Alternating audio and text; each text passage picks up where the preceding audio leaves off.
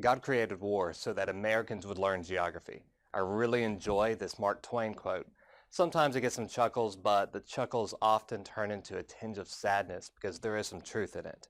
Many Americans do not pay attention to geopolitics until something dramatically gets their attention, at which point there's usually a risk of overreacting or acting unwisely.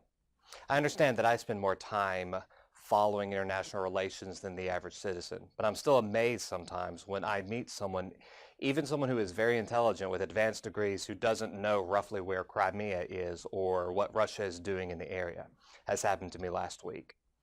I could despair about this ignorance, but my hope with this new project is to fulfill what Thomas Jefferson advised. Do not be too severe upon the errors of the people, but reclaim them by enlightening them. This project will have a Christian realist perspective. As a Christian, I believe that I am a sinner and that everyone else alive is a sinner. To put it in secular terms, we're not perfect.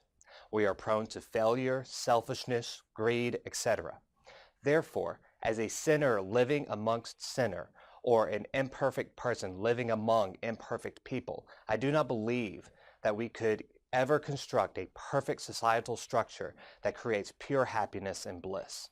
Our best attempts to create the perfect structure will fail because imperfect people are still in those structures. Or, to borrow Christian terminology, we can never construct the New Jerusalem until God brings it to the New Jerusalem down to earth. This state of our nature should not surprise us, and it did not surprise James Madison, who wrote in Federalist 51, "If men were angels, no government would be necessary. If angels were to govern men, neither external nor internal controls on government would be necessary. In framing a government which is to be administered by men over men, the great difficulty lies in this. You must first enable the government to control the governed, and in the next place oblige it to control itself."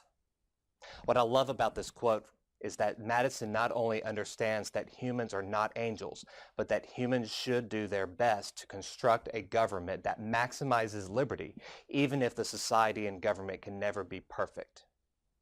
Christians, and many non-Christians for that matter, want to escape the sinful, broken world where government is necessary. But we still have to live here.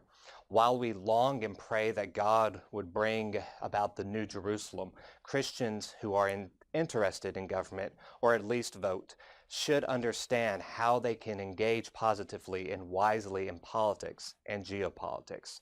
For instance, should the government be allowed to use coercion? Clearly, government is allowed to collect taxes, which is an incredibly coercive power. For most people, the collection of taxes is the most coercive thing a government will ever do to them. My hope is that this new journal would help Christians who are in government, interested in government, or who just vote for government to better understand how government can use its power wisely and responsibly, not just within our artificial borders that we have created, but abroad as well. I admit that I am still a sinner who does not have perfect knowledge as God does, but I am confident that a healthy debate on these issues will create a more enlightened citizenry.